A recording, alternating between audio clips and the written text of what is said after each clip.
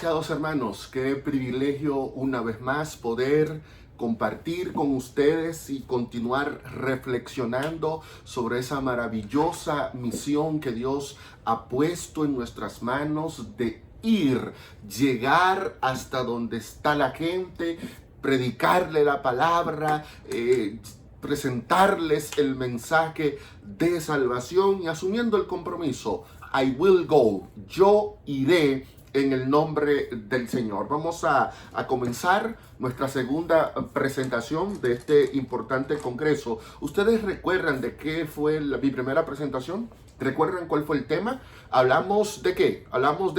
Mateo 28, 16 al 20, ¿no? De la gran comisión. Y entonces yo les decía mientras hacía aquella presentación que el objetivo de Jesús al dar ese mandato, la comisión, el blanco, lo que Él quiere que la iglesia logre es cumplir con esa gran meta, hacer discípulos. Entonces yo les dije a ustedes que en mi segunda presentación íbamos a hablar un poquito más de ese concepto, de la teología del discipulado. ¿Cómo usted en este caso sabe que es un discípulo? Porque no puede ir una persona que antes no haya aceptado entrar en un proceso de discipulado con el Señor Jesucristo. Y de eso es que quiero hablarte en este momento. Así que te voy a invitar a abrir tu Biblia en el capítulo 5 del libro de Lucas. Vamos a ver otros pasajes de la Biblia, pero quisiera concentrarme en la teología del discipulado a la luz de Lucas capítulo 5, que es el capítulo que narra ese primer momento especial que Jesús pasó con sus primeros discípulos. Lucas capítulo 5. Hay algunos detalles sumamente interesantes y que de inmediato ponen a Lucas 5 en un contexto del discipulado. Dice la Biblia que Jesús llamó a sus discípulos cuando estaban en el lago de Genezaret. Había un gentío grandísimo que se reunía, nota la primera clave, para oír la palabra de Dios. Oír la palabra de Dios. Sí, es cierto que había gente que seguía a Jesús por los panes y los peces. Es cierto que gente que seguía a Jesús por curiosidad. Es cierto que muchas veces las multitudes se reunían cerca de él porque querían participar, ¿no?, del morbo, de saber quién era ese hombre especial, ese profeta. Algunos venían porque querían sanarlo, otros venían porque querían ponerle una trampa, pero independientemente de las intenciones que se manifestaban en esos conglomerados que querían saber quién era Jesús, Lucas dice claramente que siempre habrá personas con deseos de oír la palabra. Siempre. Nunca la iglesia debería tomar la actitud de que, ay, pastor, es que a la gente de hoy no le gusta que le hablen de Dios, ellos no quieren conocer la palabra, ellos están en otra cosa. No. Siempre hay personas que entrarán en contacto contigo, con la iglesia, porque quieren oír la palabra de Dios. ¿Y qué mejor instrumento para compartir la palabra de Dios con aquellos que querían oírla que Jesús? Entonces Jesús antes de comenzar a hablar la palabra, toma la postura de un maestro. Dice el versículo 3 que entró en una de las barcas que era propiedad de Simón, le rogó que se apartara y luego sentándose enseñaba.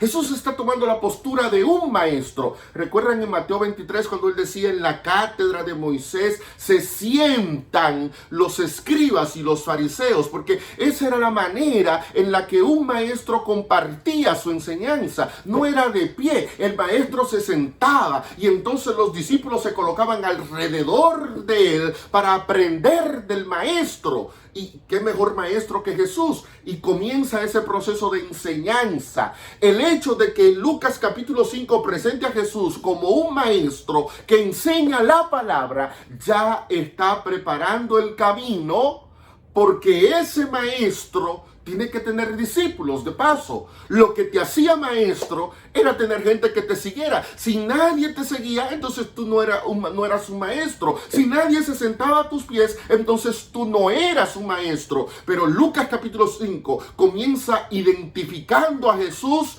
como el maestro. Si uno de nosotros entonces quiere ser discípulo del Señor, lo primero que tiene que hacer es identificar quién es mi maestro. Mi maestro es Jesús. Entonces yo llegaré a ser un discípulo de Jesús. Tú no puedes basar tu discipulado en lo que te ha enseñado fulano de tal, en lo que te dijo el pastor tal, en lo que te comentó el anciano tal. Gente buena que nos han ayudado a crecer en nuestra vida espiritual. Pero si tú eres discípulo, tú tienes que escoger el maestro. Y si tú escoges bien, entonces sabrás que el único maestro a quien vale la pena seguir y convertirse en un discípulo, ese es Jesús. Nadie puede convertirse en un discípulo de Jesús si no está dispuesto a ser enseñado por Jesús. Por eso el proceso del discipulado en Lucas capítulo 5 comienza diciendo quién es el maestro. El maestro es el Señor. Todos los demás somos los que nos sentamos a aprender de esa fuente de sabiduría inagotable que es nuestro Señor Jesucristo. Así que ya yo como discípulo vi, este será mi maestro, y me siento a los pies de Jesús. Entonces Jesús va a comenzar a enseñar. Pero en ese proceso de enseñanza va a ocurrir algo que está estrechamente relacionado con nosotros. En ese proceso de enseñanza, el discípulo tiene que entender dos cosas. Lo primero que el discípulo tiene que entender es, ¿quién soy yo?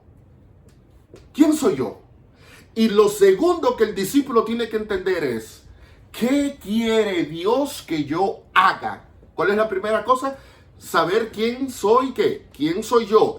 Ya yo sé que el maestro es Jesús, pero ahora tengo que saber qué soy yo. Tú dirás, bueno, pastor, ¿pero quién soy yo? El discípulo, sí, pero hay un elemento que es clave en ese proceso de discipulado. Ustedes saben que la historia continúa hablando del momento en el que Jesús comenzó a irse mar adentro con sus discípulos, vino la pesca milagrosa, el Señor dio una manifestación poderosa de quién era Él, y entonces, miren la reacción de Pedro.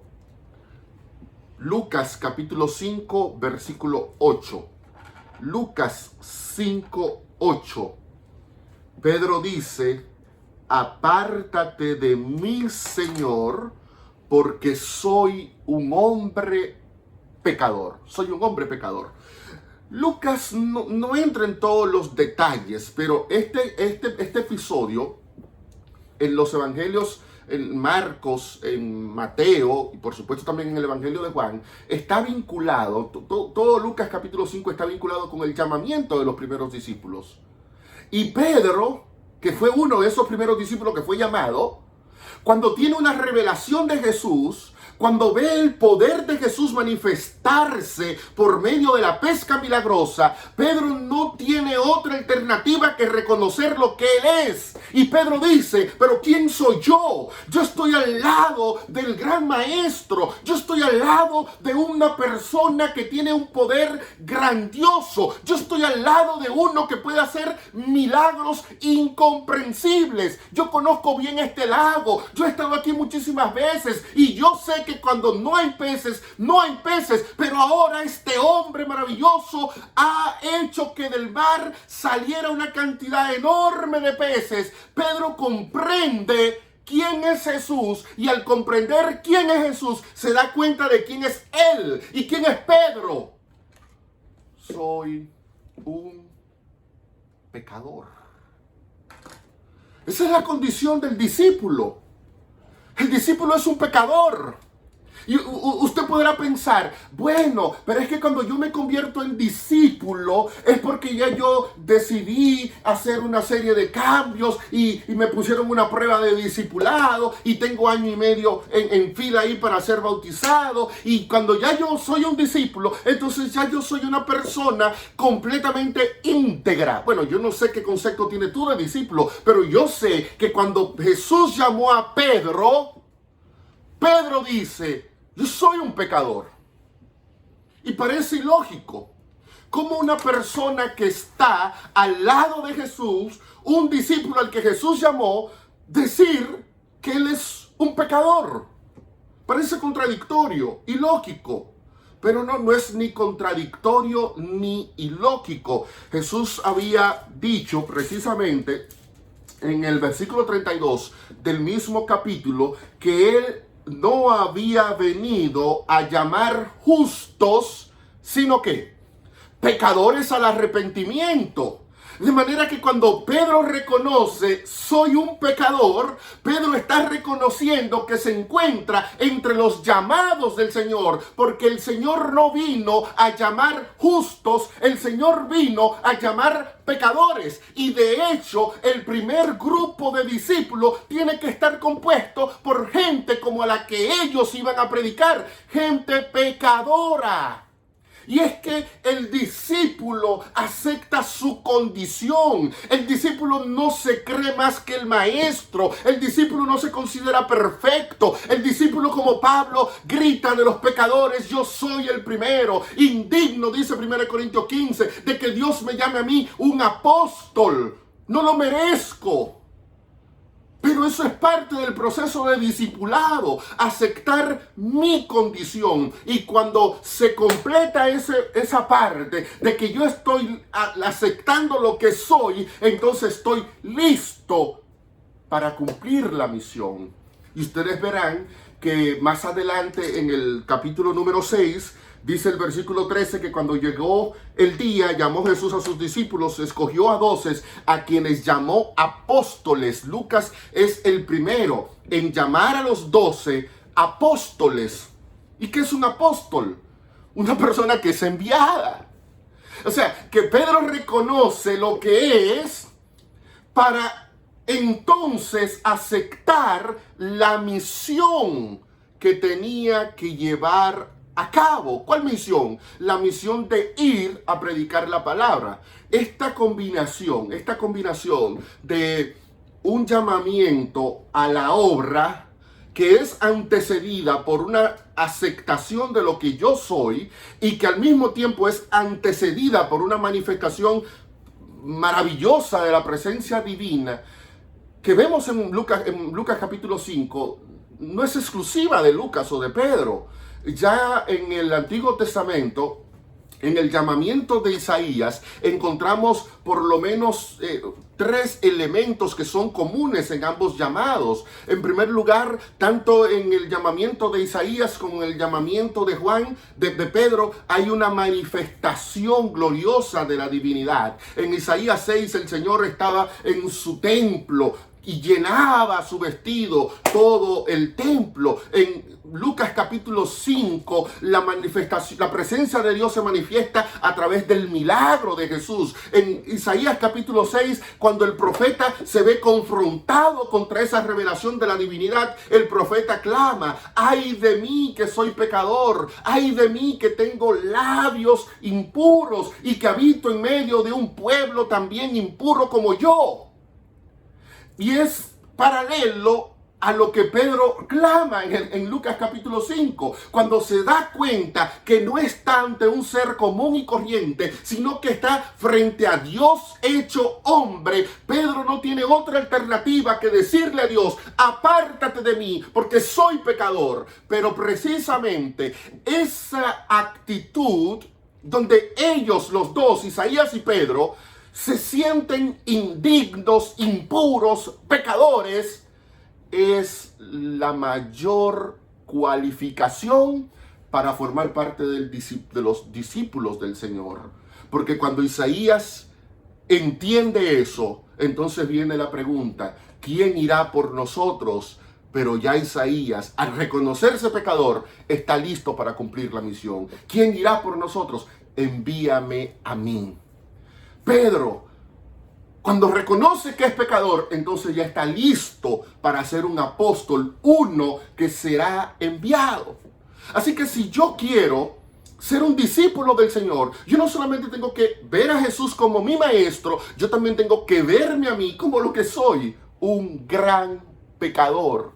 Una persona con muchísimos fallos, con incontables debilidades. Miren, mis queridos hermanos, seamos sinceros. Si alguno de nosotros estuviera en una reunión y nos toca escoger a los dirigentes de la iglesia, nos costaría escoger a esos discípulos. Pedro, un bocón. Dos tenían un temperamento demoníaco. La misma Biblia lo llama hijos del trueno. Mateo era un publicano. Judas era un ladrón. Tomás era un incrédulo. O sea, Jesús agarró un montón de gente con problemas de todo tipo. Y a esos que estaban repletos de problemas, Jesús les dijo: vengan, ustedes serán mis primeros discípulos. Ustedes serán mis seguidores. Ustedes serán mis apóstoles. Porque yo quiero que el mundo entienda que yo no vine a buscar justo, yo vine a llamar pecadores. Y si yo quiero convencer al mundo de que yo he venido a llamar pecadores, entonces mi círculo íntimo tiene que estar compuesto por gente pecadora. Miren cómo lo expresa la sierva de Dios en el libro Deseado de todas las gentes, página 265. Por supuesto, yo voy a leer de esta versión, que es la última versión publicada por la casa publicadora. No ande ya leyendo esa versión chiquitica, antigua. No. Busque esta. En la página 265, el capítulo titulado La ordenación de los 12. Miren lo que dice Elena White. Elena White dice: Dios toma a los hombres tales como son. ¿Cómo Dios toma a los hombres, hermanos? Como son. Oigan bien ahora. Con los elementos humanos de su carácter. ¿Con qué? Con los elementos humanos de su carácter. Y dígame usted, que su carácter es bueno, que mi carácter es bueno. Hombre, todos tenemos un carácter deformado, torcido, que le molesta a otro, pero eso fue lo que Dios tomó. Gente como tú y como yo, gente como Pedro, gente como Juan, gente como Mateo. Dios lo llama así como son. Dios no arregla a nadie antes de llamarlo. Dios no le pone condiciones al discípulo, no. El discípulo tiene que venir a Dios tal y como está. Dios lo llama como son. Y a ti, en este momento, Dios te está invitando a unirte a Él, a unirte a su obra, a unirte a su trabajo, a estar dispuesto a ir. Y tú puedes venir como eres. Probablemente tú no sepas mucho de Biblia. Tú puedes venir al maestro para aprender. Probablemente tú no tienes paciencia para lidiar con una persona que le cuesta decidirse con Jesús, pero tú puedes venir a Jesús para aprender. Dios te está llamando. No importa quién tú seas, no importa lo que hagas, no importa cómo esté tu vida. Dios te está llamando a la misión, porque la misión es parte de la obra en la que Dios hará un trabajo en ti. La misión no solo tiene que ver con salvar a otros. Es que la misión es parte de los hábitos espirituales que Dios nos ha dejado para que la salvación se complete y llegue a ser una experiencia genuina en nuestras vidas. Así como nosotros tenemos que orar, estudiar la Biblia, venir a la iglesia, y todos esos elementos contribuyen con nuestro crecimiento y edificación. La misión cristiana también tiene que ver conmigo. Es parte de mi proceso de desarrollo. Por eso la cita dice que Dios me llama tal como soy, con los defectos humanos de mi carácter. Y miren, y nos prepara para su servicio. No son elegidos, y esta parte a mí me emociona. No son elegidos porque son perfectos. sino a pesar de sus imperfecciones, para que mediante el conocimiento y la práctica de la verdad y por la gracia de Cristo puedan ser transformados a su imagen. ¿Cómo Dios me elige? ¿Cómo soy? ¿Cómo escogió a Pedro? ¿Cómo lo era Pedro? ¿Y qué dice Pedro que era? Soy un pecador. Pregunto, ¿y alguno de nosotros puede decir algo distinto a lo que dijo Pedro? ¿De verdad alguno de nosotros puede dar una respuesta distinta a la que dio Isaías? ¿De verdad alguno de nosotros puede reaccionar de manera diferente a como reaccionó Pablo? De los pecadores yo soy el primero. Un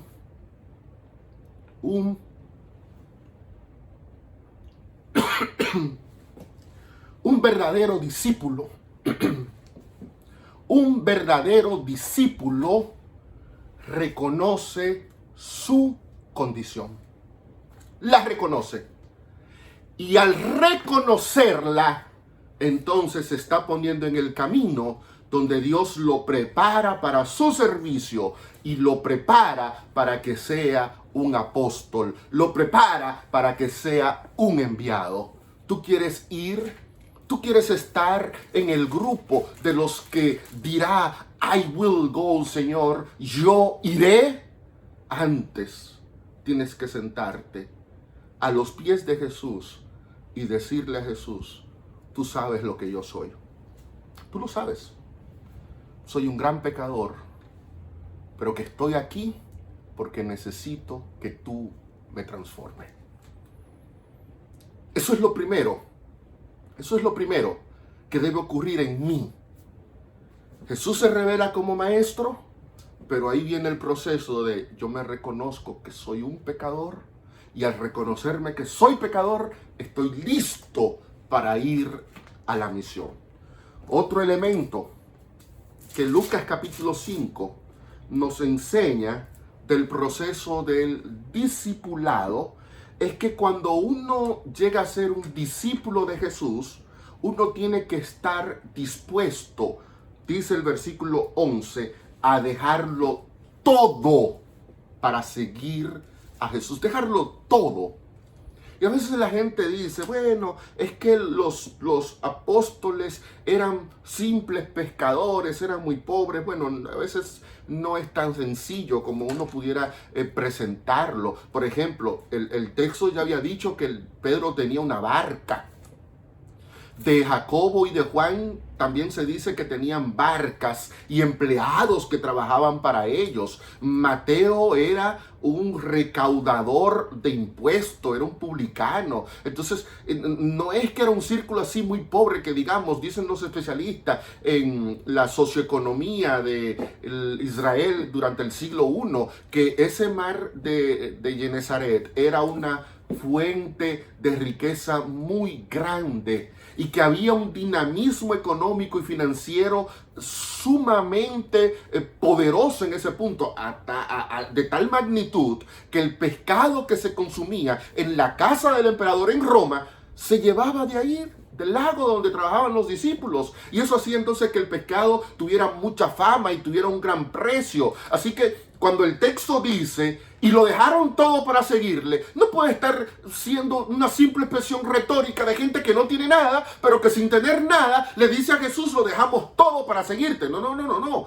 Si el texto dice que lo dejaron todo, es porque realmente tenían cosas que dejar.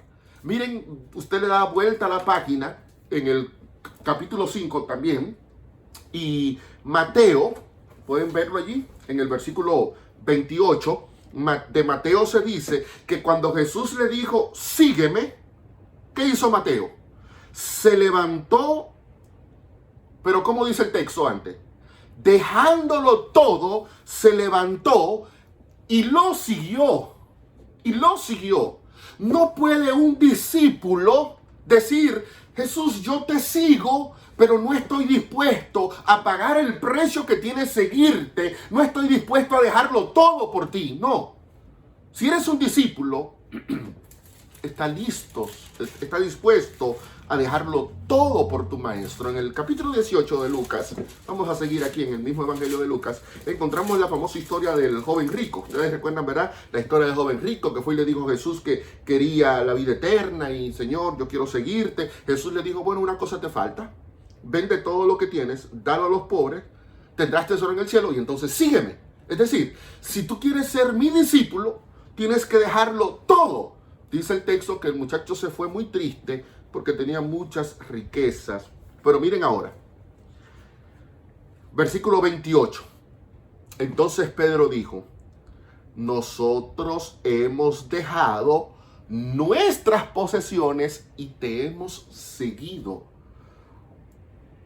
Yo no sé si usted está entendiendo lo mismo que yo, pero ¿cómo se llamaría el hombre más rico de Guatemala? Busca ahí el hombre más rico de Guatemala. Ponga ese nombre. Este es el más rico de Guatemala. Y entonces viene Jesús y le dice al hombre más rico de Guatemala, ¿me vas a seguir? Y el hombre le dice, no, porque yo tengo mucho dinero y no puedo seguirte. Pero entonces viene Jesús donde mí, ¿qué tengo yo? Nada.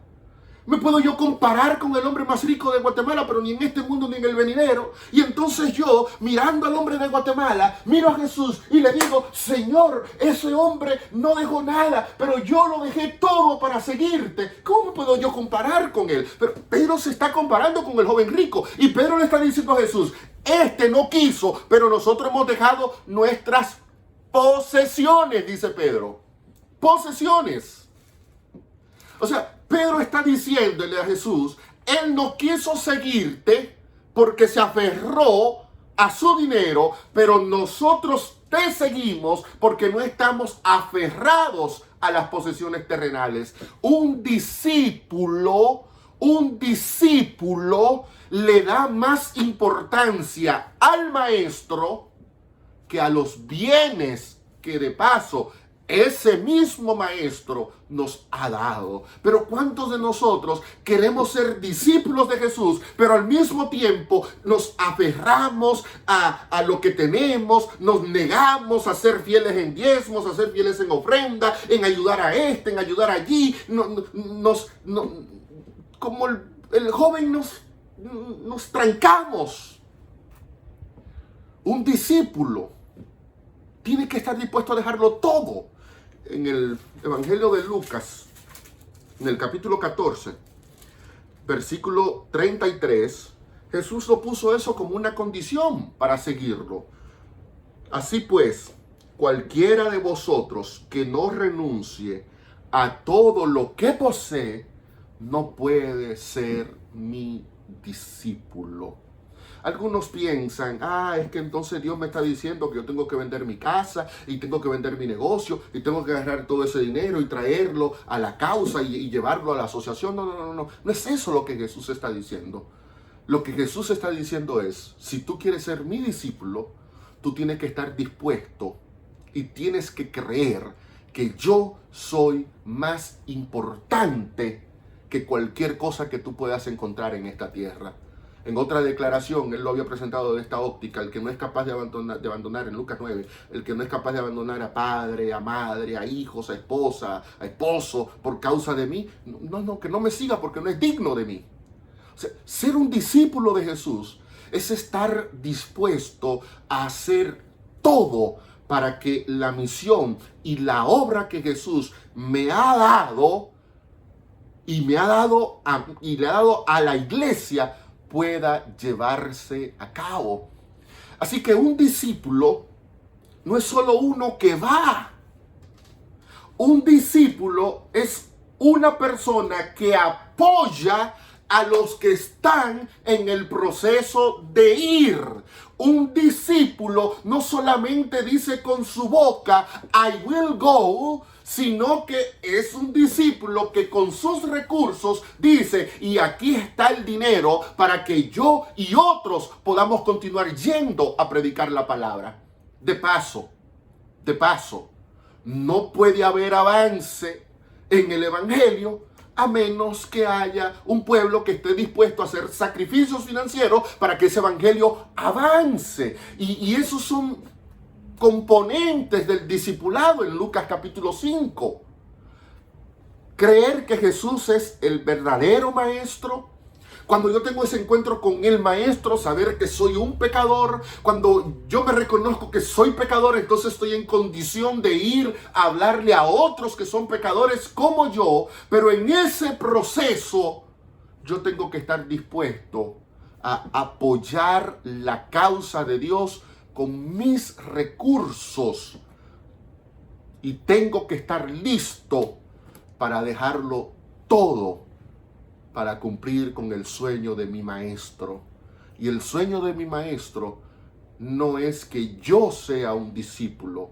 El sueño de mi maestro es que yo vaya y haga a otros discípulos también de él. A todas las naciones, a todas las familias, a todos los rincones, donde quiera que haya una persona, que ahí podamos nosotros llegar con un corazón humilde, llegar con una actitud dispuesta a predicar la palabra, pero llegar como personas que estamos listos para sacrificar todo en el altar de la obra de Dios, con tal de que el gran objetivo que Dios le ha puesto a esta iglesia, que hagamos discípulos en todas las naciones de la tierra, se pueda ejecutar. Yo te pregunto, ¿eres un discípulo así? ¿O eres un discípulo que te cree superior a los demás? Y dice, los demás son pecadores, pero yo soy perfecto. Olvídese. ¿Eres tú así? ¿O eres una persona que dice, yo soy discípulo del Señor, pero no vas a ningún lado, ni comparte la palabra con nadie? ¿O eres un discípulo del Señor, pero, bueno, Señor, lo tuyo es tuyo y lo mío es mío, y yo no estoy dispuesto a dar más de lo que ya di? Porque este dinero, esto es mío, Señor. No estoy dispuesto a entregarlo todo. Con mucho ruego y sacrificio, te puedo entregar un 10. Dios no está esperando que tú le entregues un 10. Dios está esperando que tú le entregues todo. Y cuando Dios te dice que le entregue todo, es porque un discípulo entrega la vida por la causa del maestro. Discípulos así es que Dios quiere en Guatemala. Si tú no tienes estos elementos, tú puedes ser un miembro de la iglesia, probablemente un buen miembro de la iglesia, incluso eres tan bueno que te pusieron de pastor y que eres anciano. Si tú no tienes esa característica, tú puedes incluso ser un seguidor de Jesús. Una persona que le gusta lo que Jesús dice, le gusta el amor de Jesús por el prójimo, le gusta que Jesús promueve la paz, le gusta que Jesús promueve la igualdad, y me gusta Jesús, pero discípulo no soy de Jesús.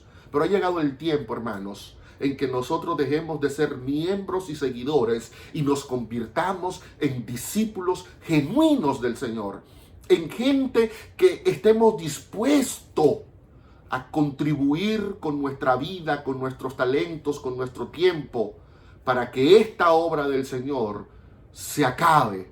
Y cuando esta obra se acabe, entonces podremos tener el privilegio de irnos, todos los que somos discípulos del Señor, a vivir con Él al reino de los cielos.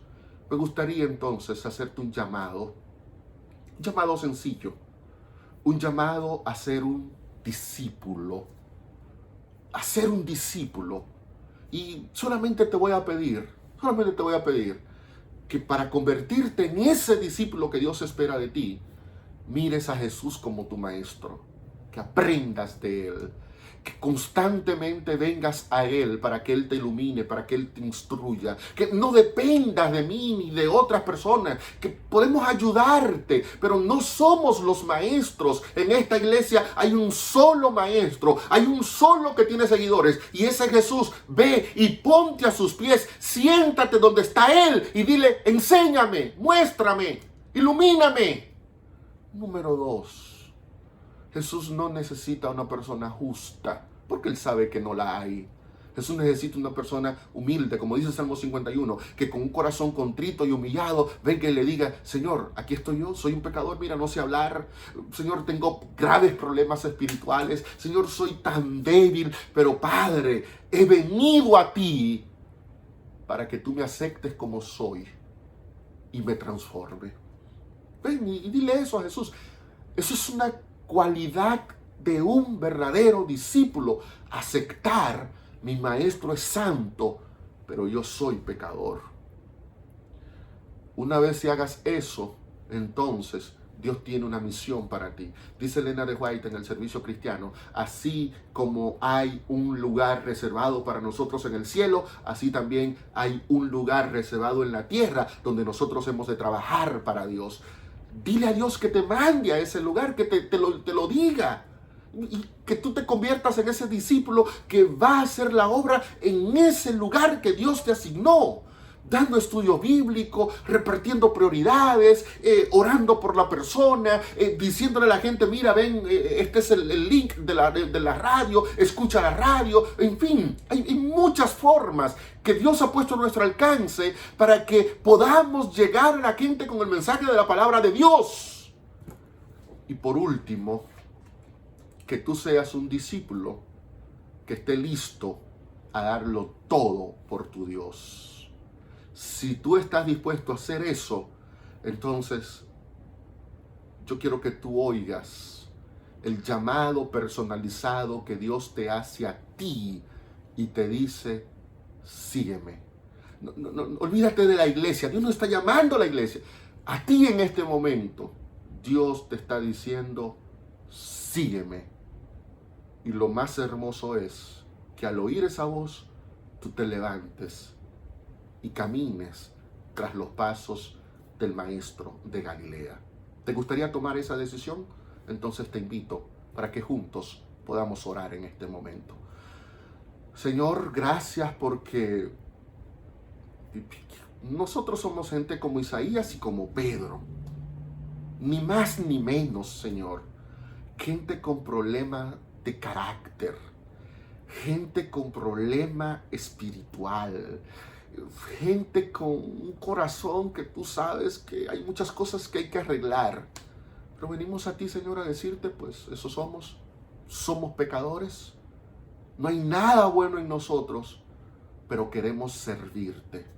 Queremos ser tus instrumentos. Por favor, prepáranos para que nosotros estemos listos a ir a predicar la palabra y que estemos listos a entregarlo todo para que esa palabra sea predicada en todo el planeta. Señor, que tu Espíritu Santo haga de nosotros verdaderos discípulos. En el nombre de Jesús hemos hecho esta petición, Señor. Amén. Amén. Que Dios les bendiga muchísimo.